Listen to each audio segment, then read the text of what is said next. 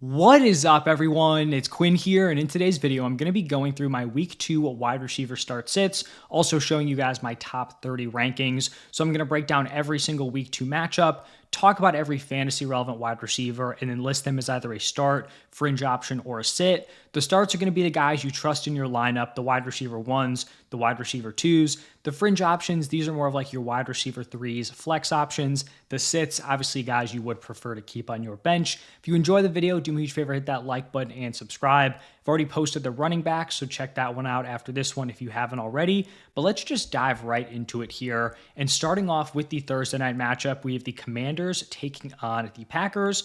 And kind of some interesting developments from this Commanders wide receiver room.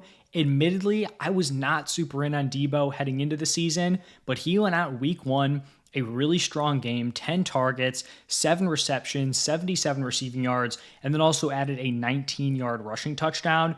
Terry McLaurin, kind of a dud game, 4 targets, 2 receptions, only 27 yards. Now, I don't want to totally freak out and overreact to only a 1-game sample size, but I was someone who did think Terry was a solid play heading into week 1. I wasn't super high on Debo. Now heading into week 2, I have them back-to-back in my week 2 rankings. I have Terry as my wide receiver 29, Debo as my wide receiver 30. And I do think this is kind of concerning for Terry because we saw last year, even in a spot where he was the clear-cut number 1 target, he still wasn't able to get to fantasy wide receiver 1 production despite really hitting in the touchdown department. And now you have Debo coming in, looks rejuvenated, coming off a big game. I do just think moving forward, Terry's ceiling and floor are kind of capped. Now, I still think these guys are playable as fringe options, but coming into the season, you probably drafted Terry to be a really strong, like top 2 wide receiver. I don't know if that's how I feel about him at this point in the season. Now looking at the Packers wide receiver room, Matthew Golden got a ton of hype throughout training camp. Unfortunately, that did not translate to really strong week 1 usage. This is pretty much like the same old Packers with how they're using these wide receivers. You have Romeo Doubs leading the team in routes with a 74% route participation. We didn't see a single other wide receiver hit 60%. And so Matthew Golden went out there, had a 57% route participation. Until we see that number rise, I don't even think you can consider starting him in like normal sized leagues. Like he's just not going to have enough opportunities. That is not enough of a route participation to really have any sort of floor or ceiling for fantasy. So as of right now, I'm just sitting all these wide receivers, Matthew Golden, Jaden Reed, and Romeo Doubs. Reed was the guy who got into the end zone, but you also have Dontavian Wicks running more routes than him, which once again, not great. Moving over to the Sunday slate, we have the Browns taking on the Ravens. We did get like a high volume passing game from the Browns. Jerry Jeudy was fine. I'm going to have him once again as a fringe option. The Browns are big underdogs in this matchup. I think there's going to be a lot of passing volume once again. And so I think Judy's playable as like a wide receiver 3. Cedric Tillman did have a nice game. Maybe he starts to build something here in year 3, but hopefully you don't have to rely on him in your lineup in week 2. Then for the Ravens, I'm going to be starting Zay Flowers. This might be an overreaction to a big week 1, but I have him all the way up as my wide receiver 16. He went out and was just dominant against the Bills. 7 receptions for 143 yards and a touchdown. Also added 2 carries for 8 yards. He had an 100% route participation. He had a 50% target rate. And I don't think that's something that's going to, carry over game after game. But it's the fact that they were really going out and looking to get him involved. Also, just getting him touches in the run game, I think is fun. So Zay Flowers on a great offense. The Ravens are going to put up points. I do like him as a really strong wide receiver 2 this week. Then in a really strong wide receiver matchup, we have the Jaguars going up against the Bengals. For the Jaguars, BTJ, kind of an underwhelming week 1. Really saved his overall fantasy score with a rushing touchdown. Without that, it could have been a really, really rough game. But the usage was solid. Liam Cohen kind of laid out where some things didn't really go his way. He's a 1-2 turn pick for a reason. I'm not fading off of him. He's my wide receiver 8 this week. Travis Hunter, nothing crazy. 6 receptions for I think like 33 yards. Just barely missed on a deep shot with T-Law where T-Law underthrew it just a little bit. Nice interception from I think it was Horn. But I'm going to have him as a fringe option. He just missed the cut for like my top 30 wide receivers. I love the slot usage. We're just kind of hoping for an uptick in the efficiency as the season progresses.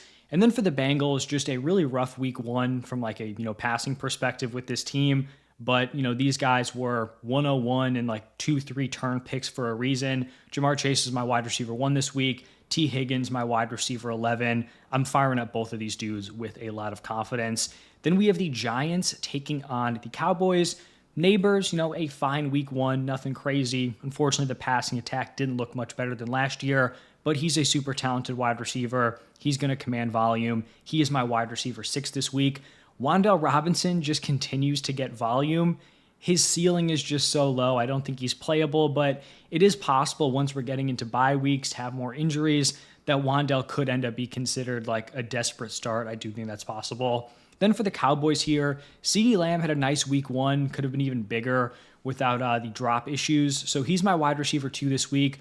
George Pickens, not a great week one. I'm still high on him rest of season. Not the best week one matchup. Hopefully he gets right here in his second game with the Cowboys. Bears-Lions is up next here. For the Bears, not a super exciting week one from like these pass catchers, Rome Odunze, DJ Moore. Rome was targeted 8 times, caught 6 of them for 38 yards and a touchdown. DJ Moore, 5 targets, 3 receptions for 70 yards, and then added 8 rushing yards on the ground.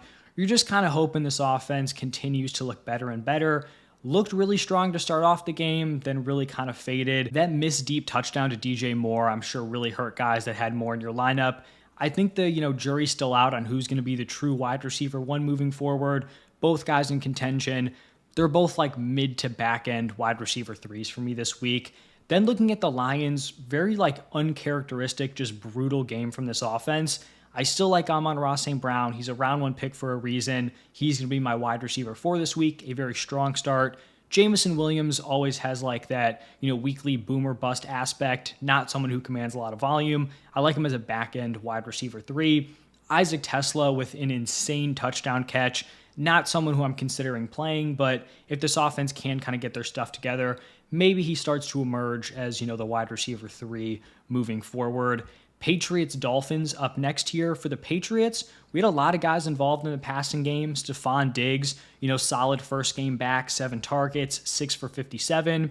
But I think the big story from this wide receiver room was Kayshon Boutte. He led all their wide receivers in snaps, routes, and targets, was targeted 8 times, caught 6 of them for 103 yards. We just saw the Dolphins get torched by Daniel Jones. And for Boutte here, he's someone who I can kind of buy into, where he was this super highly regarded prospect going into his junior year, was coming off ankle surgery. It seems like that just didn't go super well because he wasn't the same player when he got back. Pretty much went from like a round 1 lock to going like late day 3 as a round 6 pick. Did nothing as a rookie, took a nice leap in year 2, and then now maybe he's taking another big leap in year 3. Potentially, 2-3 seasons removed, now fully healthy. I think he's an interesting option in this Patriots wide receiver room. I still do have him as a sit. I want to see it, strung together over a few games, but certainly someone to keep an eye on and someone who I do like as a waiver wire target. Then for the Dolphins, the vibes are just so bad with this Dolphins team right here. I'm still going to go with Tyreek Hill as a start. I have him as my wide receiver 20. He's a very talented player. I don't want to just like wave the white flag on the entire season because of rough week 1. But like historically, this has been the time of the year where the Dolphins are like really cooking. Then it starts to get cold. They start to fall off. It's not ideal that they're struggle busting it to start the season. So Tyreek Hill, more of like a mid to back end wide receiver 2 for me this week. Jalen Waddle, I would not trust him in my lineup. It sucks. He's someone I was interested in. I still think there's some hope if Tyreek Hill gets moved, but week 2, would prefer to not have Jalen Waddle in my lineup. Then we're going to have the 49ers taking on the Saints. Now, there's a lot up in the air with this 49ers offense overall. Brock Purdy's banged up. Juwan Jennings is banged up. I have Ricky Pearsall listed as a start right now as my wide receiver 26. He had a solid week 1 with George Kittle now missing time. I think if Purdy's healthy, Ricky Pearsall's going to have the volume. I think he's a really strong play. If Brock Purdy does not play in this game, then I probably bump Ricky Pearsall down to a fringe option, just less confident without Brock. And then for Juwan Jennings, if Purdy does play, I think he's a nice fringe option, a potential wide receiver 3, like fringe wide receiver 3 option. The volume could also be there. If there's no Brock, then probably pivoting away from playing Juwan Jennings in my lineup. On the other side for the Saints, I thought this was a decent week 1 for Chris Olave. We saw the volume. This was never going to be a bet on the situation. This was just a bet on the talent. I believe Chris Olave is a very good player. I believe he commanded 13 targets in week 1. That is very solid usage. And then I'll be sitting his teammate Rashid Shaheed. Just tough to trust, another wide receiver in this limited passing attack. We have a divisional matchup between the Bills and the Jets. For the Bills, this was really fun to see. This kind of looked like the Keon Coleman coming out party. Kind of an underwhelming year one, was in and out of the lineup, kind of banged up, never really put it together. He goes out in week one, 94% route participation. He leads the team in routes. He's targeted 11 times and turns it into 8 for 112 and a touchdown. Shakir continues to be like the high PPR floor guy, but I think Keon Coleman is very interesting moving forward. I have him as my wide receiver 28 this week. If he puts together another big game, he will be someone that I can confidently start moving forward, and he will get ranked appropriately. For Khalil Shakir, more of like that fringe wide receiver 3 range, fine in the flex, but don't feel great if he's like a top 2 wide receiver on your roster. And then sitting Josh Palmer, running decent routes, but he's just the clear wide receiver 3 here. And then for the Jets, Garrett Wilson, really strong start to the season. I thought Justin Fields looked fantastic. I'm a Bears fan, so I've seen a lot of Justin Fields. I don't think his, pocket presence has ever looked better than what it did yesterday or, Sunday with the Jets. Also, like ripping it up the middle, that's something you don't see a lot. So I thought Justin Fields looked great. That's a great sign for Garrett Wilson. That really was the limiting factor. If Fields is like an average-ish passer with the lack of weapons on this team, Garrett Wilson is going to be a really strong option for fantasy. So he is my wide receiver 15 here. Probably a pretty pass-heavy game script, assuming the Bills are going to go up early and the Jets are going to need to throw it to come back. Then we're going to have the Seahawks taking on the Steelers. Two kind of interesting offenses, both having some shakeups this offseason. For the Seahawks, wasn't a great offensive day, but we did see JSN just pretty much be the team's entire passing attack. I have him as the wide receiver 14 this week. He commanded a lot of volume. He was productive. He will be a strong start for me. And then sitting Cooper Kupp, I was not someone who was super in on Cooper Kupp this season. I was kind of concerned on how like the JSN Kupp dynamic would work out. I like that the Seahawks are just like fully leaning into JSN as their wide receiver 1. That's what they should be doing, and that is what we saw happen in week 1. So Cooper Kupp will be a sit. Then for the Steelers, kind of a pleasant surprise. Rodgers goes out there, looks really solid, throws for 4 touchdowns. DK Metcalf, decent first game here with the Steelers. I think the volume's going to be there. I have him in this like fringe wide receiver 2 range, so he's a start as my wide receiver 25. And then Calvin Austin, solid game. Are we seeing a potential year 3 breakout from him? We'll have to wait and see. I obviously don't feel comfortable starting him in week 2, but he was one of the 2 wide receivers along with DK Metcalf who was getting legit routes, so someone to keep your eye on. In the next matchup, we have the Rams taking on the Titans. For the Rams, Puka Nacua, despite being in and out of the game, was tested for a concussion, had like the bandage over his eye, still had a huge game on limited routes. He's my wide receiver 3 this week. Devontae Adams, not a crazy week 1, wasn't a great overall passing game from the Rams. I still like him as a mid-tier wide receiver 2. He is my wide receiver 19. Then for the Titans, this was definitely a rough week 1. First off, it's just a brutal matchup to start off your season for a rookie quarterback going up against this Broncos defense. I also don't think he was helped out by his wide receivers in this game. Calvin Ridley, kind of an underwhelming performance. I'm still going to have him in like this fringe wide receiver 3 range. I think he's fine as a flex option. You don't love him as a top 2 wide receiver, but I do think he's playable here against the Rams. And then sitting Alec Iamaner, someone to look out for. Like he is running starting wide receiver routes as a rookie. We'll see if he can actually, produce on those opportunities. Next matchup is the Panthers taking on the Cardinals. This was a really solid debut from Teteroa McMillan. The concern is just that Bryce Young looked terrible, and if we're trying to get any sort of upside from Tet, you're going to need Bryce Young to at least be like close to league average and not look like, what he did as a rookie or in the first half of last year. So from a talent perspective, I feel like Tet's certainly translating. When we're talking about upside, it would be nice to see a little bit more out of Bryce Young. Tet's going to be my wide receiver 21 this week, sitting Xavier Leggett and Hunter Renfrow. Then for the Cardinals, I am someone who's been a little bit skeptical of Marvin Harrison Jr. I thought he was great in week 1. I think they're going to put up points in this matchup against the Panthers. He is my wide receiver 13 this week, sitting the wide receiver 2 in Michael Wilson. Next up, we have the Broncos taking on the Colts. For the Broncos, I just think Cortland Sutton pretty much every week is going to be in this like back end wide receiver 2, high end wide receiver 3 range. He is my wide receiver 23 this week. He came out week 1, gave you a solid fantasy performance. Bo Nix did kind of struggle, but Sutton is still going to be a playable option for me. And then sitting the young guys, Troy Franklin, Marvin Mims Jr. Then for the Colts, this was a sad game 1 for the Josh Downs truthers, me being one of them. He only had a 52% route participation, and that is just not going to cut it for him to be a playable fantasy option. This was a big deal for Michael Pittman, though. 6 receptions, 80 yards, and a touchdown. He looks good. He looks healthy. Was dealing with a ton of the back stuff last year. If Daniel Jones is healthy and looks competent at the quarterback position, Michael Pittman is someone who certainly could be playable as like a somewhat higher floor, like wide receiver 3 option. That's where I have him this week, and then sitting Josh Downs and Alec Pierce. Then we have arrived at the Super Bowl rematch, the Eagles taking on the Chiefs. This was obviously a rough week 1 from the Eagles and their pass catchers, or specifically A.J. Brown and Devonta Smith. I'm not fading off of these guys. They're clearly talented in an offense that does have a mobile quarterback and Saquon Barkley. There are going to be these downs. This is why these guys are kind of drafted as lower ceiling options, because they're probably not going to have these super high weekly floors and these just nuclear stretches, but they're still very talented players. A.J. Brown's my wide receiver 12 this week. I have Devonta Smith as a fringe option. He's right in this mid wide receiver 3 range. Just kind of missed the cut on my top 30 wide receivers. For the Chiefs, this wide receiver room is already decimated. Rashee Rice suspended, Xavier Worthy with the dislocated shoulder. And so all of a sudden you have Hollywood Brown as a top 20 wide receiver for me this week. I have him as my wide receiver 18. He had elite usage in week 1, 98% route participation. He was targeted 14 times, caught 10 of them for 99 yards.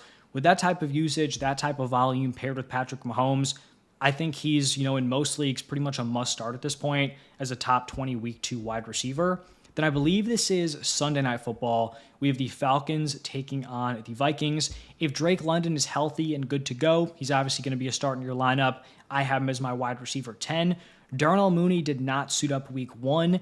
If London does play, then I'd probably just have Mooney as a sit, see him kind of reacclimate into this offense. If Mooney is back and London misses time, then I think you could certainly talk me into playing Mooney as a decent fantasy wide receiver 3. Then the first Monday night game, we have the Buccaneers taking on the Texans.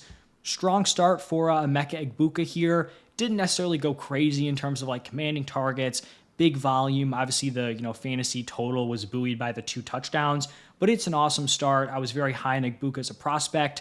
I was high on him even before, right? We had the Chris Godwin starting to miss the season talk. He obviously gained a ton of steam over the last few weeks, but Egbuka's a stud. I'm not surprised that he came out and had a really nice week 1. He's my wide receiver 22 heading into this week. And then Mike Evans, nothing crazy, but a fine game. Still think he's the wide receiver 1 to start off the season. He will be my wide receiver 17. And then for the Texans, pretty underwhelming from the wide receiver room. Nico Collins really just kind of laid an egg in week 1. That's tough. Once again, round 1 wide receiver. A lot of these guys didn't have their best games. I'm still firing him up as my wide receiver 7. And then I do want to talk about the Christian Kirk, Jaden Higgins of it all. For Christian Kirk, he did not play this week. I thought that could be an interesting opportunity for Jaden Higgins to come in, hit the ground running, get some really strong usage. That wasn't the case. He was good in his opportunities, but they had Xavier Hutchinson getting the wide receiver 2 snaps. So even with Kirk out, the Texans didn't trust Jaden Higgins or Jalen Noel to really step in and be that number 2. I still think he's worth rostering. He's a talented player, can certainly earn more work throughout the season, but as of right now, not someone who I'd consider to be playable in any normal sized league. And then the final game of the week, we have the Chargers taking on the Raiders. For the Chargers, Ladd McConkey, obviously a locked-in start. Nothing crazy in week 1, but totally fine production. He is my wide receiver 9. Now, I did strongly consider Keenan Allen and Quentin Johnson as fringe options. They both had really strong week 1s. QJ, 5 for 79 and 2 touchdowns. Keenan Allen, 7 for 68 and a touchdown. We saw the Chargers, throw the ball pretty aggressively. They had 34 pass attempts. 82% of those attempts were to the wide receiver position. So I think these 3 guys can be fantasy relevant. I just think in week 2, it's early on in the season. We have no bye weeks. We have limited injuries. I'd prefer to not have to play Keenan Allen or Quentin Johnston. If you're desperate, I get it, or maybe you just went other positions early on. I understand.